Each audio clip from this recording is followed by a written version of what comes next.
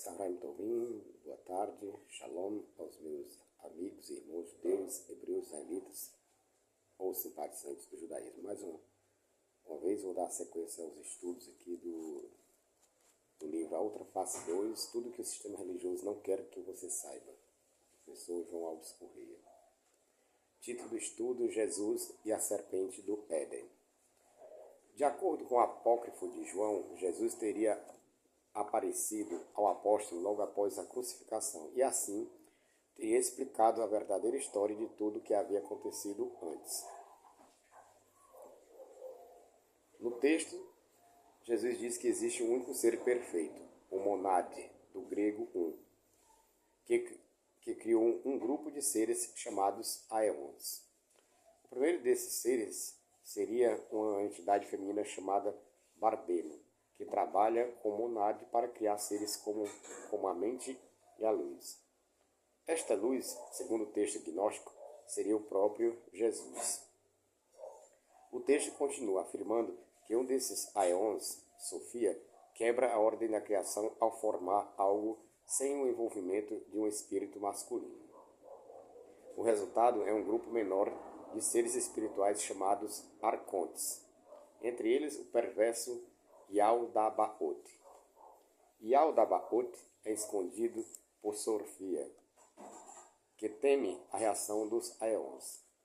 Yaldabaoth cria então um mundo que lhe é próprio, o mundo em que vivemos agora, e se posiciona como Deus dessa criação.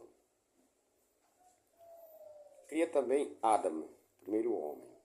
Sofia então engana Yaldabaoth para que ele dê a Adam a parte mais crucial de sua essência espiritual. Isso deixa os arcontes com raiva, e então eles prendem Adam no Éden. Neste texto, a árvore do conhecimento do bem e do mal é algo legitimamente bom, mas é ocultado por forças espirituais ciumentas lideradas por Yaldabaoth. No texto, lemos Jesus conversando com João da seguinte maneira: quanto à chamada árvore do conhecimento do bem e do mal, eles ordenaram ao homem que não comesse dela, ficando na frente dela para escondê-la, por medo que Adam pudesse olhar para cima, para a plenitude, e conhecer a nudez da sua indecência.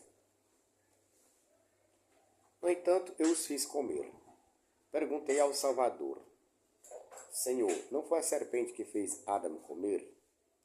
Ele sorriu e respondeu: a serpente os fez comer para produzir a maldade do desejo de se reproduzirem, o que tornaria Adão útil para ele. Assim, o texto, por meio de um enigma, afirma que foi Jesus quem levou Adão a comer da árvore.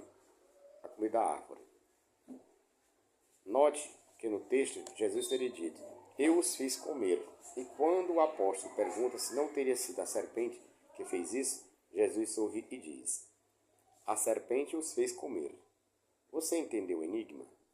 Sim. Aqui no texto gnóstico de João, Jesus diz implicitamente que ele é a serpente do Éden. O que diz o Novo Testamento?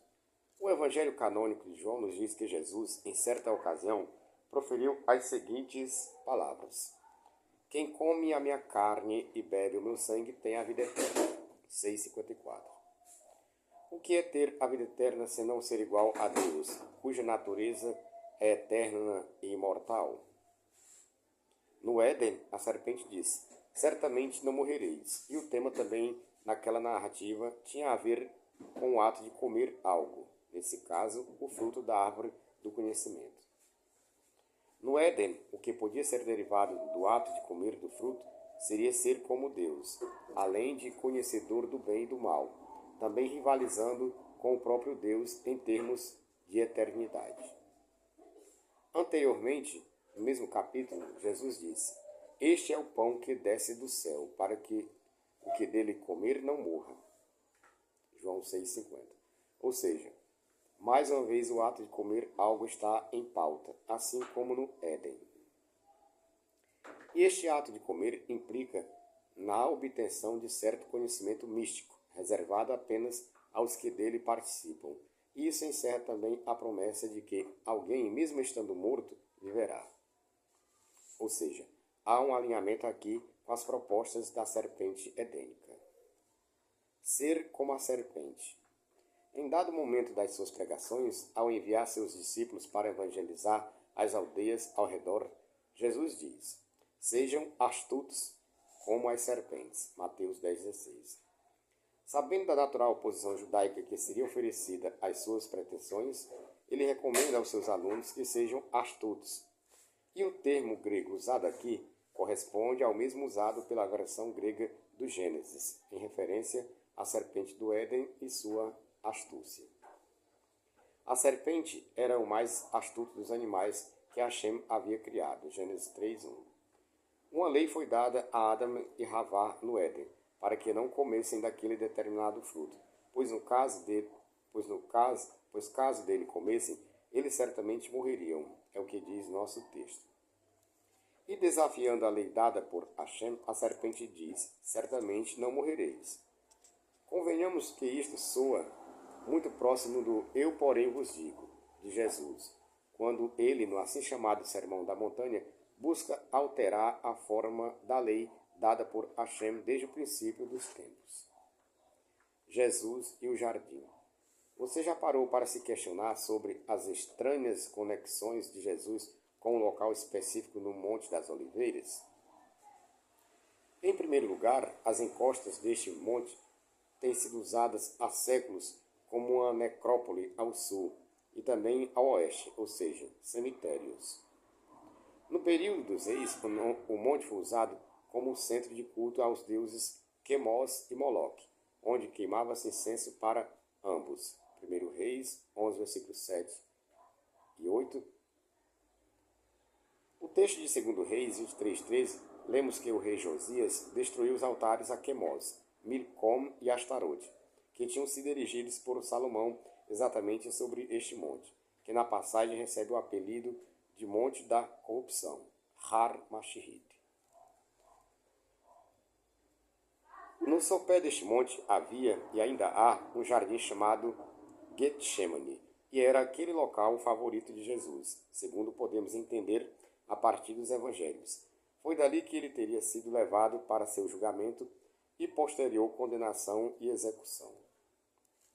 Mas, pare para pensar. Um jardim rodeado por cemitérios, que antes funcionou como centro de culto pagão e idólatra. Curiosamente, um centro de culto a 3 divindades. Este teria sido o local onde Jesus preferia passar grande parte do seu tempo, quando em Jerusalém. Não parece isso como um local que antes da sua corrupção era perfeito e que agora jazia transtornado com impureza e lembranças abomináveis?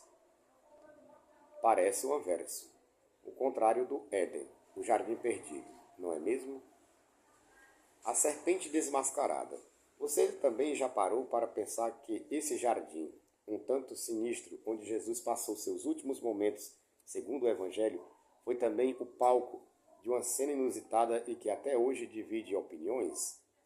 Marcos 14, versículos 42 a 50, trata da prisão de Jesus e os versos 51 e 52 dizem que um rapaz que o seguia estava usando apenas um lençol como veste e que depois que os soldados tentaram segurá-lo, ele deixou ali o lençol e fugiu completamente nu.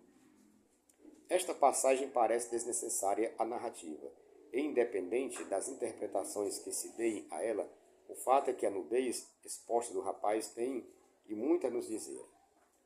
No hebraico, em especial no texto da Torá, tanto astúcia como nudez são a mesma palavra hebraico, arum. Convém ter em mente que o rapaz seguia Jesus, isto é, estava com ele.